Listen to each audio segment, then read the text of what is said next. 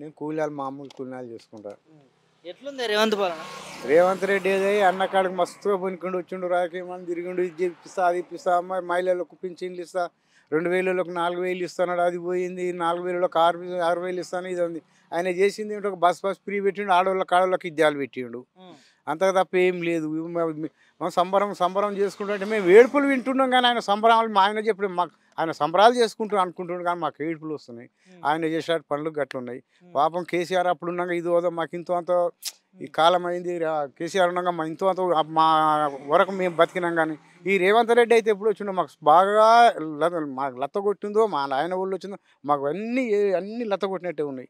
ఈ రేవంత్ రెడ్డి ఇది ఇస్తాడు, అది ఇస్తాడు, ఆటోలకు 12,000 ఇస్తాడు, మహిళా సంఘం వాళ్ళకి పైసలు ఇస్తాడు, ఎన్నో చెప్పుడు ఏదీ లేదు సార్.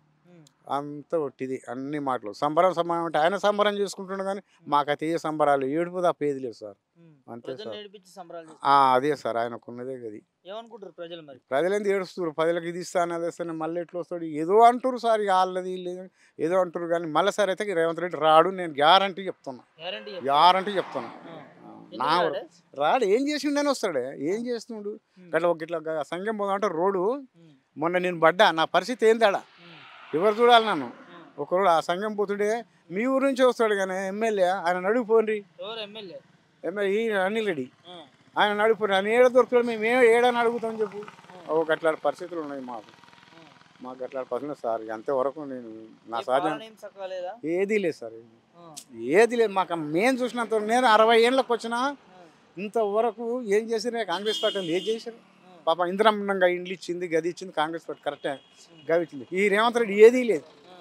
ఉన్నీళ్ళు సిటీలో చూడిపోవు సార్, సిటీలో మొత్తం కూలగొట్టి ఏడుతున్నారు, తలకాయలు వాళ్ళు కొట్టుకొస్తారు, ఒక్కొక్కడు ఆత్మహత్యలు చేసుకొని వస్తారు సార్. ఇండ్లు లేక రోడ్ల మీద కసరపట్టిలో పండి వంతురు సార్. ఆ పరిస్థితి ఏంది రేవంత్ రెడ్డికి మంచిగా అనిపిస్తుందా? అదొకటి ఆలోచించుకోవాలి సార్. ఎవరే కానీ రేవంత్ రెడ్డి పాపం కేసీఆర్ అంతగానం చేయలేదు సార్. పాపం ఎన్నో గరీబులు ఉంటే పురం బొక్కులు ఇంటి కట్టుకుని అని ఒప్పుక పెట్టిండు. ఈ రేవంత్ రెడ్డి వచ్చిండు మొత్తం కొట్టిండు సార్. ఇప్పుడు అలా పరిస్థితి కసరపట్టిలో పండి వంతురు సార్. అది సార్ నేను చెప్పి. ప్రజలు ఎందుకు తిరగబడుతున్నారు? చాలా చోట్ల తిరగబడుతున్నారు. మంచి పనులు చేసి ఎందుకు తిరగబడతారు సార్? నువ్వు మంచి చేయి ఎందుకు తిరగబడతారు? కేసీఆర్ అయినా నువ్వైనా మంచి పనులు చేస్తే ఎందుకు తిరగబడతారు?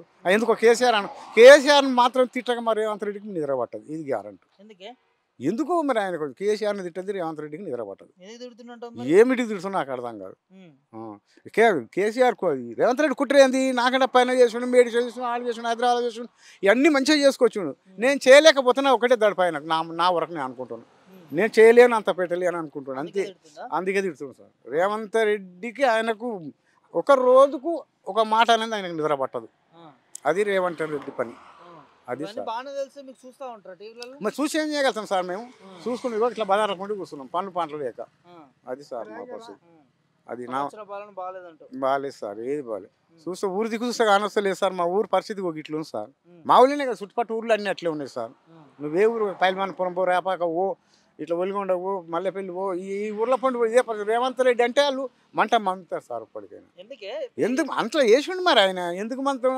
పాపం కేసీఆర్ అన్నాడు, ఎందుకు అనలేదు ఆయన. మరి ఈయన ఎందుకు అంటారు? ఏమిటి మంచి పని చేస్తే మంచిగానే అంటారు సార్. మార్పు అంటే ఏం మార్పు చేస్తుంది? ఏం మారుతుంది? ఇంకా 5 ఏళ్ళ దాకా ఆయన అధికారం ఉంటుంది. ఆయన మేమేం చేయగలుగుతాం? ఏం చేయలేము. మేము నడవని గట్లే ఊపుకుని గిట్లే బదారకుండా కూర్చున్నాం సార్. మా బాగా ఇండ్లు లేవు సార్, మాకు గట్ట వయసు సాగుపడుతుంది. ఏది కవర్లు కప్పుకొని ఆనకాలం కవర్ పట్టుకొని ఇండ్లలో పండుతున్నాం. కవర్లు కప్పుకొని ఇండ్లు ఇస్తాం అన్నాడు, ఇండ్లు లేరు ఇండ్లు ఇస్తాం అన్నాడు, అన్నీ అన్నాడు. ఏ లేదు, ఉన్న గుడిసెలు గుల కొట్టుకున్నాం, సప్పుడు బదార పండుతున్నాం. గదే సార్. ఇక మాకు ఏది లేదు, ఏది ఇయ్యలే ఆయన, మాకు ఎక్కడేం పెట్టలేదు. అప్పుడు నమ్మకంగా చెప్పిండుగా, నమ్మకంగా చెప్తేనే కదా మేము ఆయన దిక్కు తిరిగింది. మేము నమ్మకంగా చెప్తేనే ఆయన దిక్కు తిరిగినాం. రాత్రి బాగా నిద్రలు కాసి ఆయనకు ఏదో చేసి ఆయన గెలిపించుకున్నాం. లేదు మాకే చేయించుండు. ఇప్పుడు ఏం చేయగలుగుతాం సార్? మేము ఎవరిని అడుగుతాం? మేము గరీబులం. అవ పొద్దుకు తగ్గు ఇండ్లు సరిగా లేవు, మాకు కవర్ కప్పుకొని పంతాం. ఏమంటే ఏడున్నాను అడుగుతాను, నేను పోయి అడుగుతాను ఆయన దగ్గరికి పోయి. ఎమ్మెల్యే అన్నా కలిసి ఏం సార్ అంటే ఇట్లా ఆగా అంటాడు, అవతల పడతాడు. ఇక ఏం చెప్తాం? ఇక అంతే సార్, ఏం లేదు. ఈ ఊరు పరిస్థితికి సార్ ఏం చేయలేరు రేవంత్ రెడ్డి మాకు. ఏ రైతు బంధు అన్నది, రైతు బంధు పోయింది. మహిళా సంఘాలకు పైసలు వేసిన అది పోయింది. ఈ పింఛన్లకు 2000కు 4000 అండు అది పోయింది. ఆ 4000కు 6000 అది పోయింది. ఏది లేదు సార్. ఇక అంత ఇది నా సంగతి. ఇంతవరకే సార్. నమ్మకం పోయిందంటావా నమ్మకం రేవంత్ పోయింది. పైన, ఇప్పుడు కాంగ్రెస్ రేవంత్ పైన? రెడ్డి పైన కాంగ్రెస్ పార్టీ మీద మాకు నమ్మకమే లేదు సార్. ఇప్పటికి నమ్మకం లేదని చెప్తున్నాగా. లేదు మాకు మళ్ళీ నమ్మకం రాదంటావు కాంగ్రెస్? రాదు, గ్యారంటీ ఆ, రాదు. ఇప్పటికే రేవంత్ రెడ్డి గురించి చాలా మంది లంబడోళ్ళు అర్జున్ విజయ్ చాలా మంది అనుకుంటారు సార్. రైతులు ఏడుస్తారు ఇంతకు. ఆ, రైతులు కూడా ఇప్పటికి కూడా కరెంట్ సరిగ్గా వస్తలేదు. ఉమ్. ఇప్పటికి కూడా కరెంట్ సరిగ్గా వస్తుంది. రైతులు ఏడిపిస్తే మంచిదా రైతులు ఇక ఆయనకి మంచిదే. ఆయనకు సంబరాలు ఉన్నాడు కదా, ఆయన సంబరాలు చేసుకుంటున్నారు. రైతులు పొలాల పంట ఏడుస్తారు. ఆయనకు సంబరాలు మంచిగానే ఉంటాయి, కానీ రైతులకు లేదు ఆ సంబరాలు. ఆయన వరకు వాళ్ళ పార్టీ వరకు ఆ బంధువుల వరకు సంబరాలు, ఇతరులకు లేదు సార్. లేదు. ఏం చెప్తావు ముఖ్యమంత్రి? ముఖ్యమంత్రి నేను ఏడానని పోయి ఏడ చెప్తా కరెక్టే మాట్లాడతాం. మా సొంత గరీబులం కరెక్ట్ ఎదిరించి మాట్లాడతాం, కానీ మాకు ఏడ దొరుకుతుంది సార్. ఏం అడుగుతా మీ ఇక్కడికి వస్తే మా పరిస్థితి ఏంది ఒకసారి వచ్చి చూడు సార్. మా పరిస్థితి ఇంతగానం చెప్పినావు, ఎండో చెప్పినావు, ఏది నువ్వేం చేసినావు అడిగే అధికారం మాకు లేదా? రేపు ఓట్లు అని ఎట్లా వస్తాడు సార్? అది మా పరిస్థితి. ఓట్లు వేసి వచ్చినాడే అడుగుతాం, అప్పుడు చెప్తారా? అప్పుడు చెప్తాం. ఏది మేము ఉన్నాం, ఇప్పుడైతే ఏం చేయలేం కదా సార్ మేము. అది నా పరిస్థితి.